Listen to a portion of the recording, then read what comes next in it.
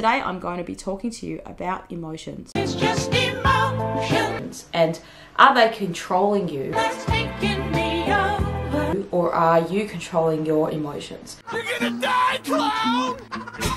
Hi, welcome to the Chinese Medicine Podcast. I'm Marie Hopkinson. I'm a Chinese medicine practitioner. I'm a herbalist and an acupuncturist. I've had more than 18 years of experience practicing Chinese medicine. And today I'm going to be talking to you about emotions. Does your body control the emotions, or do the emotions control you? So let's have a look at this topic. So we're going to have a look at the 5 elements. Now, the 5 elements basically work in a cyclical pattern. So you'll see wood, fire, earth, metal, and water. So the reason why the 5 elements are represented like that is because there's this constant flow between what's happening in one system of the body to another system, another elemental system. Those elemental systems encompass our physiology, but they also encompass our emotionality, our emotions as well. So something that can happen, and something that Chinese medicine, firstly, one thing to think of,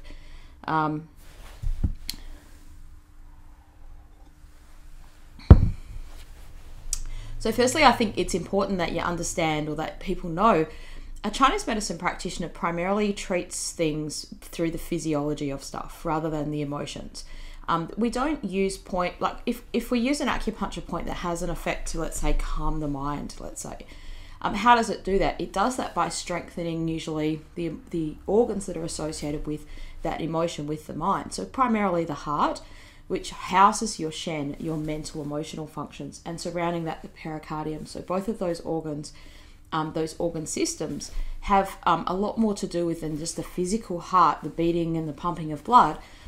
In Chinese medicine, your heart is your mind, controls your ability to think clearly, to have those cognitive thoughts, to have your consciousness, to have an awareness of your body, to have an awareness of what's going on in your body and those kinds of things. So in an overarching sense, your mind or your heart, so your heart does that, governs your mind, or your shen. Now, every individual emotion is also governed by particular elements or systems of organs in our body and that physiological function. So what can happen is the physiology of our body can get out of balance, and then that makes the emotions become extreme or less controllable. Now, it depends on how you think about just what your personal philosophy is, on whether you believe that or you subscribe to that idea. Do your emotions control you, or do you control your emotions, right? Now, as on a personal level, I believe that we have control of our emotions, and so that influences how I think as a person and how I conduct myself. And so let's say you might something may happen and you might feel sad, and then I know that I'm in control of that. I'm in control of sadness. I'm in control of those things. Now, Chinese medicine also looks at when our body becomes out of balance, which this is also true in Western medicine, that there's some times where you feel an extreme amount of sadness, or you feel too much, you're unable to control those emotions. So to answer this question, are you in control of your emotions, or are your emotions in control of you? A lot of people would say, well, that's up to the individual person to determine that, right? And so how you think about things determines how you train your mind and all that sort of stuff. And so that is all operating in one system. But if you're a sort of person, even if you do believe that, and you find yourself in a position where you find that you're either getting angry really easily. You ain't been doing an education. Calm down. You don't have the answers, though. You're getting very snappy, you're getting very agitated or frustrated, and you think that's not who I am, or that's who you normally are, and you go through a period of time where you think or you catch yourself in the act of being very angry or frustrated. Serenity now! Or sometimes even just in the midst of being sad, you think, or depressed or flat, and not having like a lack of joy, having a lack of something to look forward to in the day, even though there may be, like when you have serious health problems, mental health problems like depression or anxiety, sometimes you can have a lot of stuff going on in your life that's really good. You can have a lot of stuff happening that's good, but you feel a lack of being able to actually even appreciate that and enjoy that. Now, Chinese medicine isn't really a replacement for Western medicine, but it can work alongside Western medicine. So you might be a person that kind of is struggling with some kind of emotional problem, and that's why you've clicked on this video and you're thinking, yeah, Maria, I'm really interested in knowing, am I in control of my emotions? Can I control my emotions? So Chinese medicine looks at the 5 elements, and I've got some longer videos on how that kind of intertwines and works in it specifically. So the emotions like worry and pensiveness relates to the earth element. Emotions like joy and happiness, and it relates to fire. Emotions of anger and frustration relate to wood, and then you've got water, which is fear and like shock, and then you also have metal, which is relating to sadness and grief. And those are all natural emotions that can occur in our body at any time, from a source, from something happening. So, but there can also be times where those emotions are if you feel that you are unable to control them, then sometimes that can be because a Chinese medicine would look at that as there's an out of balance in a physiological way of your body. And how would we know that there's that physiological out of balance going on? How would we know that? One is through the diagnostic processes of Chinese medicine. So that would be knowing what that element does. So let's think about grief and sadness. Let's say nothing has happened so much to cause you grief and sadness, or someone that's going through a prolonged grief and sadness from something that did happen, but they're not able to let go, they're not able to move on. And it may have been several years since the initial thing has happened that's caused them that grief and sadness. And so that person's in a place of thinking, yeah, I would like to, but I just can't move forward from this. I can't move on from this. And I feel trapped by these emotions. I feel trapped by this. So we would think of, well, what does metal look after? What elements to look after? One is your large intestine and one is the lungs. So you could have things going on in your lungs, which would seemingly be unrelated to the average person if they don't know anything about Chinese medicine, where someone could have chronic lung problems. They could have like a serious lung problem, like something like pneumonia or tuberculosis or some sort of serious health problems with their lungs, or fibrosis of the lungs, something like that.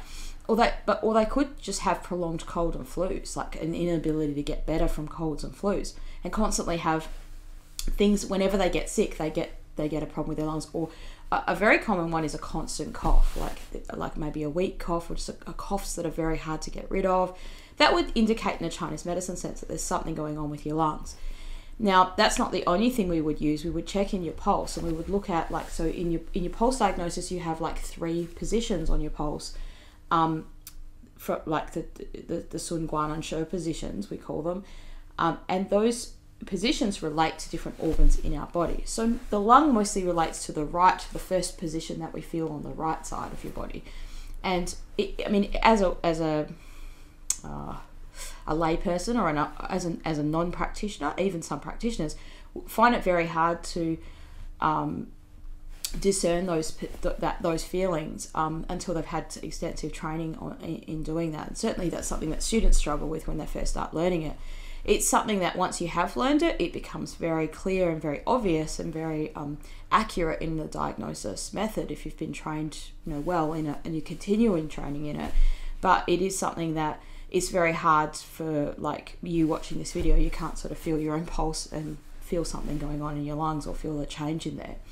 One is because you won't know what's considered normal, and the other is you won't know what the changes that happen are so subtle, and it's not so much about counting the beats, but it's the shapes that change within the pulse. So that's something that a Chinese medicine practitioner would be able to help you with, to work out that diagnosis. So that's just one example. Like, let's say a person has a lot of grief, and that grief is kind of ongoing. That would be something that they could look at. And how would we treat that then? Are there points that help grief disappear, or that help your body deal with grief? Not really specifically. It's through strengthening the lung, or strengthening the large intestine, the metal element related organs. And also looking in a more complicated sense, it's quite often not so much just that one organ, but there can be other people, other organs in the body, other systems, other elements that have basically gone out of balance and caused that lung to go out of balance. So it's through that flow that you see with that cycle the element before it is meant to nurture that element. So we think of wood, fire, earth, metal. So often earth is the problem for metal, but it can also be in a different relationship where fire might be the problem for metal and might be like it's like invading it, we say, and so imposing too much energy onto it and squashing it and hindering it from growing and hindering it from flourishing in the body how it normally should flourish. So through that system we would kind of look at that, and how would we know which elements the cause of the problem in Chinese medicine? Well, through the question asking and through the pulse. So you know, it's all well and good to say, well, grief is related to the lungs, metal, and so we just treat metal, but we need to work out what's causing metal to become weak. Why has it become weak? Why is it not strong enough to thrive and grow and do that? And sometimes it is the emotions that cause the problem to begin with. A lot of the time people, it's very common, like grief's a good example. When someone passes away, it's common that the close family members get a lung problem after that. So particularly elderly people who are more susceptible to the cold and flus and things like that anyway. But it is very common. And it's common that when people get prolonged grief, that they get, you know, colds and flus that they can't shake, that they can't get rid of. And part of it is like, well, is it the lifestyle that you create because of the grief? Is it the lifestyle changes that happens? Or is it, you know, is that what causes them to get sick? Or is it the lungs being damaged by grief that causes that to happen? Either way, it doesn't matter. It's just, it happens. I hope this video has been useful to you. And if it has been, I would really love you to subscribe to the channel. I'm trying to grow the channel this year to 1,000 subscribers. I've done this in a little bit of a different format, so a little bit more intimate, less bombastic than what I would normally do. So let me know in the comments if you like this kind of style, and I'll do more videos like this. And certainly I'm really interested in knowing what you would like me to talk about, what you would like me to explain in Chinese medicine, and how I can help you to understand Chinese medicine. So thanks very much for watching.